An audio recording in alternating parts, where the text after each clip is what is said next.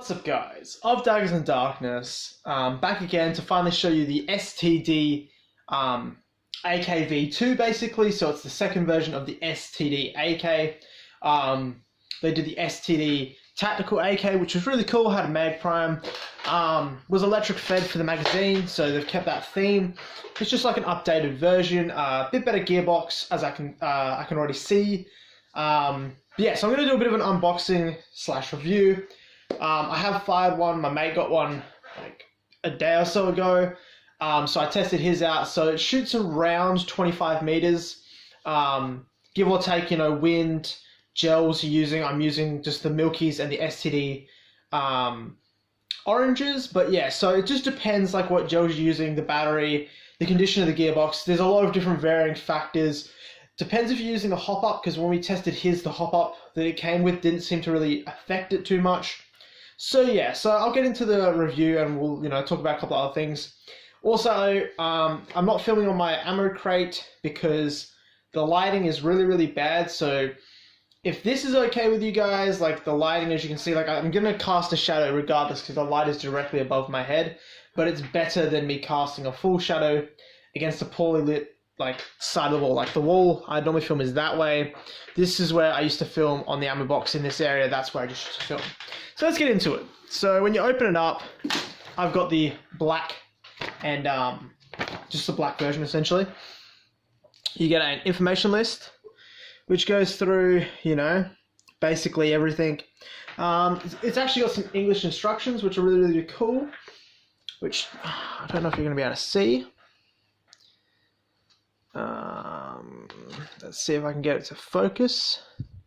There we go. It says high fire rate, can launch 18 to 20 water bombs per second. With an upper screw can increase range, spin effect, and not easily broken shell. So it's got a reinforced shell, comes with magazine, optics, hop up, or the rotor signature, which I don't really, it's just a muzzle. Tactical assault rifle, second generation, protection equipment, charger, an RG bottle. I probably butchered that. But yeah, then it goes into the detail of the instructions, which is really cool because obviously they've seen that there's a massive English-speaking fan base. So see if I can get it to refocus. Basically says large capacity, about 300 gel balls, which is really cool. I didn't really pay too much attention because my mate already showed me this, so I already knew like how it works, so I didn't really worry too much about that. So we'll get on the other side just so you guys can see. Start at the top, talks about filling, talks about putting the magazine in, hydration, battery care, it tells you charger, the battery, and then it's got a lot of Asian instructions there that don't really apply. But on and off switch, module selector, prime magazine, turn power on, pull lever back, the water bomb gel electric transmission to temporary, yeah. So it basically goes through it all for you in actual English as well, because a lot of them have been in actual Chinese only. So I'll take out the gun essentially, of the gel blaster, which is weighted very nicely. I kind of like the look of it just like that. It reminds me of the Spaz pump action shotgun. It's got a lot of weight to the back. I feel like there's a possible metal weight here and something at the front definitely, perhaps, or maybe in the body because it feels weighty right here, right where the mag prime is. So yeah, we'll see how that goes. We'll see like, I'm not going to do a tear down video. Just so you guys know, it does fit the M4 stock. Sorry about that. Sometimes the camera won't focus for me. It comes with a different design stock mount. So it comes with a special one you just clip on, or push in, locks, and then it takes the M4 and it's got the M4 closed over buffer tube because the actual battery doesn't go in there.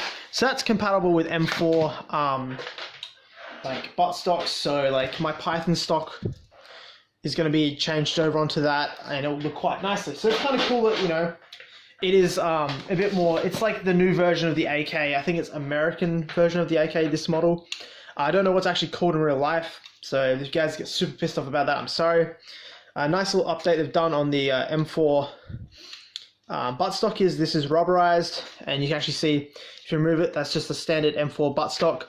They've just glued rubber onto it, so like a rubber piece.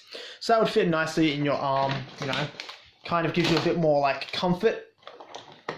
I'll show you guys the hop up. I'm not going to install the hop up because, or the rotor, just because I really can't be stuffed. That's what it looks like, and it just goes in the front, right in there, in that little notch. That's where the plastic notch is in. Not going to worry about that right now. I'm going to take the muzzle, if I can get it out. Plastic boxes. And the muzzle has to slide on in a specific way because it's got a notch point, so it slides. See if I can get this on again. I hate trying to put these muzzles on. They never ultimately seem to actually want to go on for me. I don't know if it's just me, it probably just is. There we go. So yeah, it was just, you know, the wrong angle. So that's the muzzle, what it looks like. It's nice that it's like a ready orange. Helps, it skirmishes if you need to have a orange tip on. Battery housing's just in here, so you just push the pin up, pull out, and the battery. Nice little feature. It's got a metal barrel, a red metal barrel, which is kind of cool. I don't know if it's just going to always be red, but it has a red metal barrel. So it also uses a 11.1 volt battery. So just put it in there, tuck it in there like so, and put the guard back on. So that fits nicely. You know, there's not much to it. You know, it's pretty simple. Grab the magazine out. I'll show you guys. It's a magazine. It's nothing too special. It's just a standard magazine. Door housing just here. So open up, fill her up. You know, all good. Where the actual electrical currents meet. And the cool thing is, it actually works with the AK tactical magazines. So the STD AK that came before it, the Generation 1, and this is the Gen 2. This is the magazine from that, and it's cross-compatible. So if you bought the STD tactical AK, you don't have to go out and buy new magazines. These magazines will work in it. It's just the AK-12 mags, the AK-74U won't work in it. It's only the STD tactical AK. So it's cool, the magazine's cross-compatible. You know, once you fill up your gel blaster, you know, you just put it in the mag well like so, and it should just lock in place. Like, it's pretty simple. Like, it's nothing new to you guys. Like, obviously, you know, you guys have seen this all before. Yeah, so locked in like so. I wish my tripod wouldn't move around as much because it makes filming fucking annoying, and then like it's a tiny little tripod, so I feel like sometimes I'm very unprofessional when I knock it. And you know, recording with a headset on doesn't help because the I've got maybe a foot, if that, of a headphone cable before I will actually pull and adjust the phone. So it's kind of annoying, but you guys have seen it happen before, so it's no biggie. So when we look here, that's the on and off. There you go. So top's on, bottom's off. So that's turned off now. Turn it back on. Change it to full auto. So push down, and you can hear. Prime mag. So just pull back, primes the mag. Works nicely. You know, you can hear it run smoothly. There's no chunkiness. Move up. There should. Yep, there's a semi. So one pull, one shot, move down, full auto, and just the standard mag prime. And then we'll just turn it off, check the mag because there's nothing in there. I don't want to constantly overfire. Obviously, because STD brand comes with the STD orange pack, 10,000 7.4mm. Comes with a QR code scanner on there. It's really interesting that they've put a metal barrel in it, so I find that very cool. But yeah, guys, so tell me what you think. You know, hopefully the lighting's a lot better for this video, and you know, that obviously, you know, is nicer for you guys, because when you guys were saying the lighting was terrible, I knew what you were on about. I knew it was terrible. I didn't like it. It's just, I have moved my room around, so I don't have things exactly the way I want. So where it's actually positioned is kind of how it's going to be. I want to get a better tripod, specifically so I don't keep on knocking it, because it's really annoying. And like, I could film it and just hold the gun and go like film, you know, show you all this different stuff, you know, pull things back, you know, go, oh, yep, there's an adjustable iron sight, you know, move stuff around, and then just, you know, do all the voiceover in post-production. But I don't want to do that because, one, I don't like doing it. I like going through it with you guys as I unbox it or review it and stuff and getting my hands in there. But number two, like, just like filming it all and then recording over the top of it isn't something I've ever liked. Like when I did digital media at school, and we did like voiceover stuff, it wasn't fun. I wasn't a fan of it. But yeah, guys, tell me what you think. I am personally like this. It's not as like decent range as the M4A1. Like it's not a Gen 8 gearbox. Not sure what gearbox it is. I'm going to try and find out. But ultimately, it's a really, really solid built blaster. Like, it just feels solid. Like when you hold it, it doesn't feel like it's gonna like break. Saying that, I'm not gonna run it over with a truck or anything. But yeah, it feels a lot more solid, a lot more durable. You know, it's got the M4 buffer tube on the back, so you can change, you know, any M4 style stock. You know, you've got your rail mount at the top.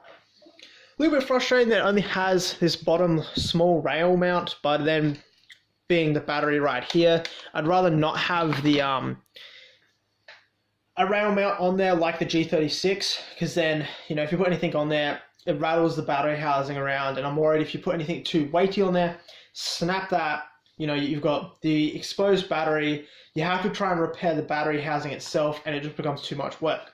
So, you know, it's got, you know, enough for a front sight, possibly a PQE box, or ammo counter, which is really cool. I actually bought an ammo counter from a guy on eBay who makes them, I believe, or stocks them, not 100% sure yet.